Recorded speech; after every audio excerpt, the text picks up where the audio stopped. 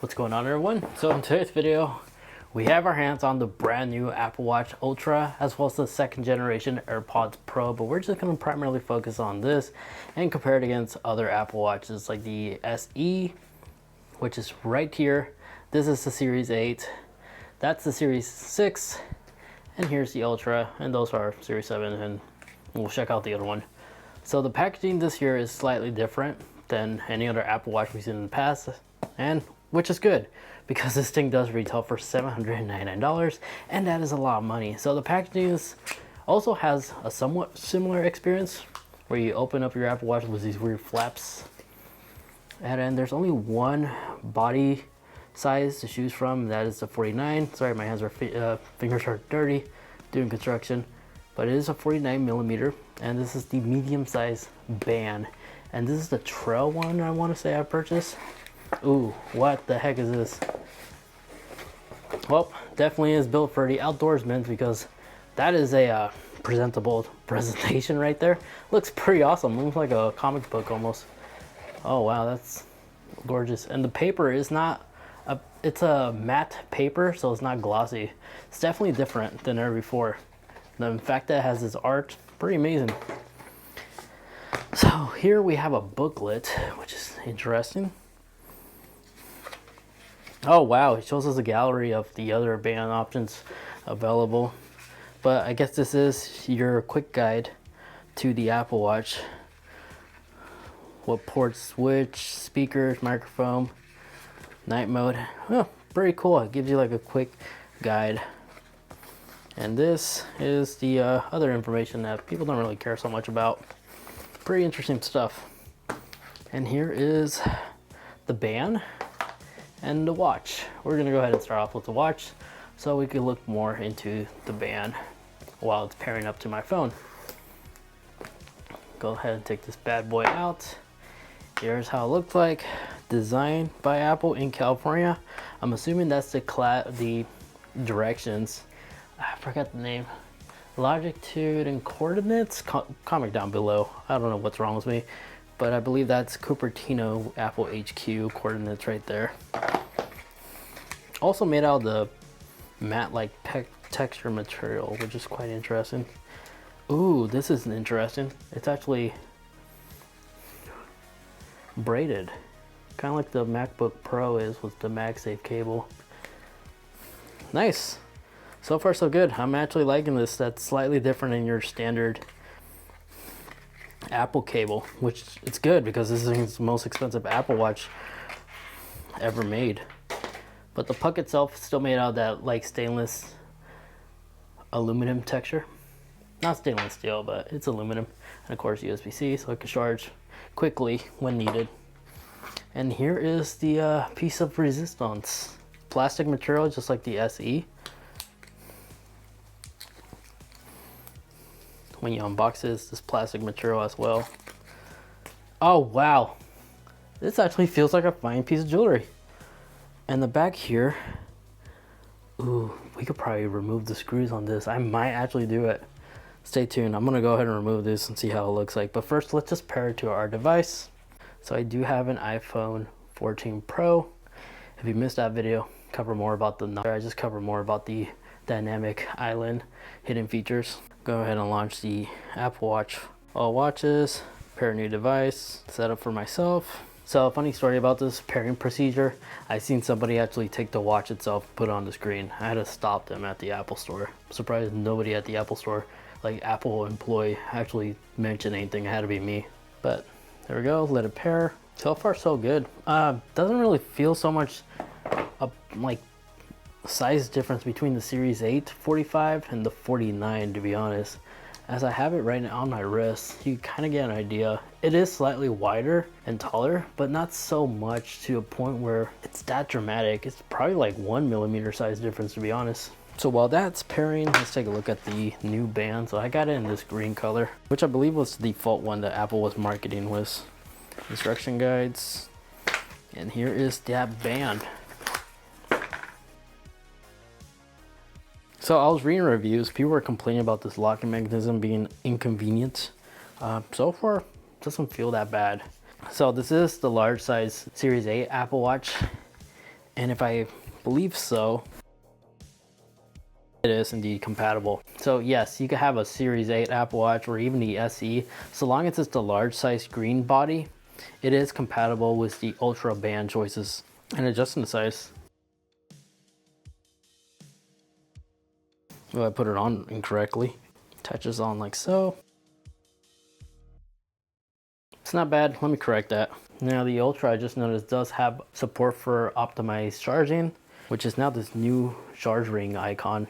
Apple Watch will charge to an optimized limit. This limit adapts to your daily use and preserves your battery lifespan over time. You can manage this in the battery setting in your Apple Watch. That's interesting that this actually has that. Seller setup, I'm not going to set that up.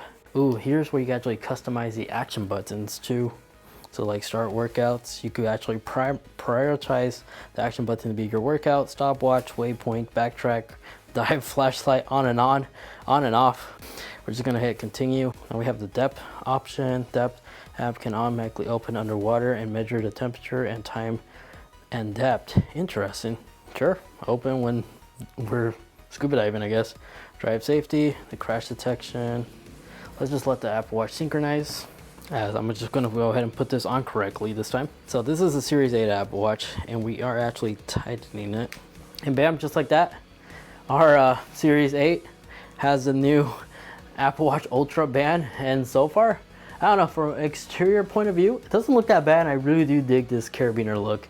It's not bad at all. I kind of approve. So if you don't want to have the Ultra, but you do want the Ultra, like different bands that it has available, you can technically put this even on the Series 7, 8, 6, 5.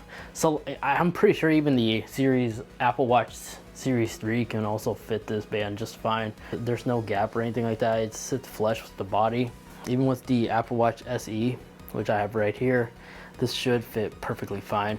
And here's the side-by-side comparison with the SE and the Ultra and the Series 8. Not bad. This definitely does feel like it's fine, some type of fine piece of jewelry. So if you're outdooring, doing outdoor stuff, or even scuba diving, this is kind of like jewelry. So now I'm going to give you a wrist comparison on how this watch looks on my wrist compared to other Apple Watches.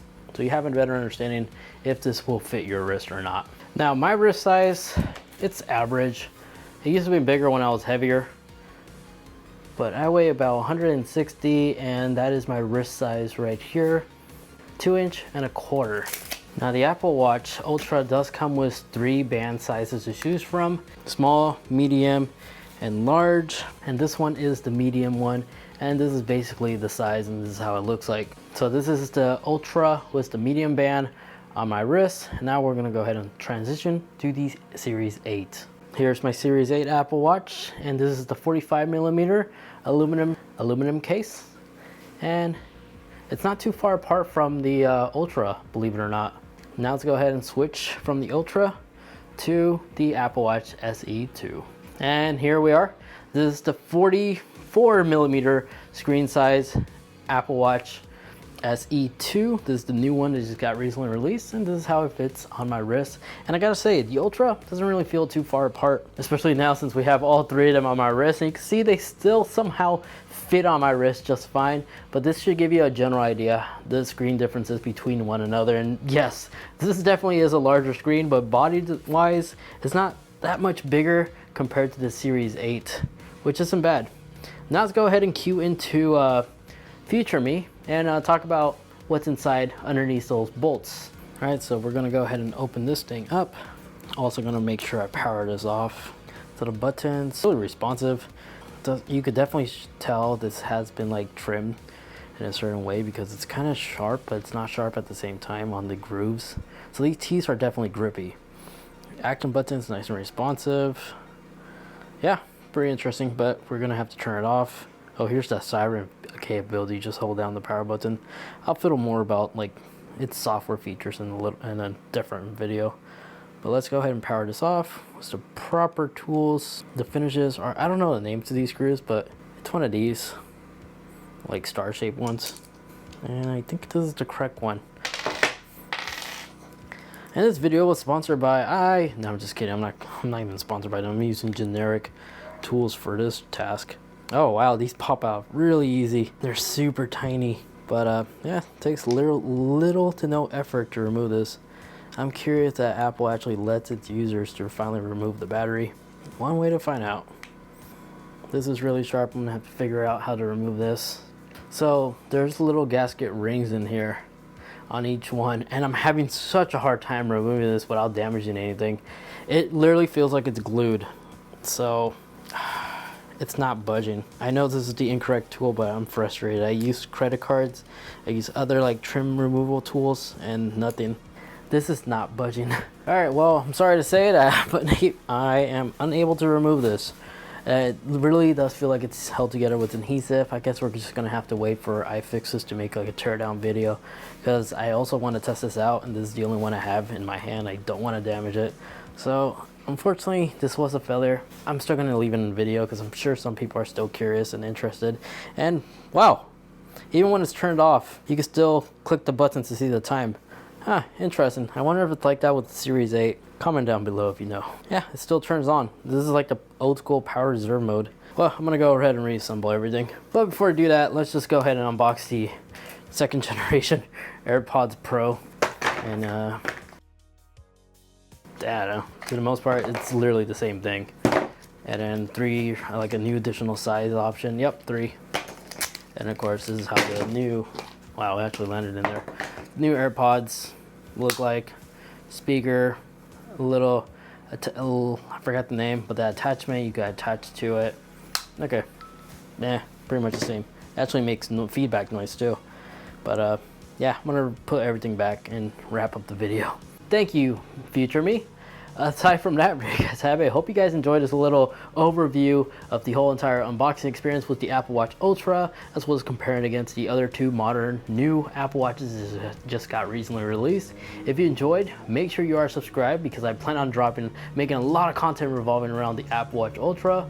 And feel free to comment down below if you have any questions that you'd like me to test out in my official review of the Apple Watch Ultra. Comment down below, because I'll definitely go ahead and tackle your questions and see how well this thing does. Aside from that, thank you so much for watching. If you wish to watch more, check out these 2 videos I have right over here, as that is a video that YouTube's recommending specifically for you, and then the other one is a video of all the new features and changes that got integrated for watchOS 9. Thank you so much for watching. Take care, and I'll catch you all in the next one. See ya.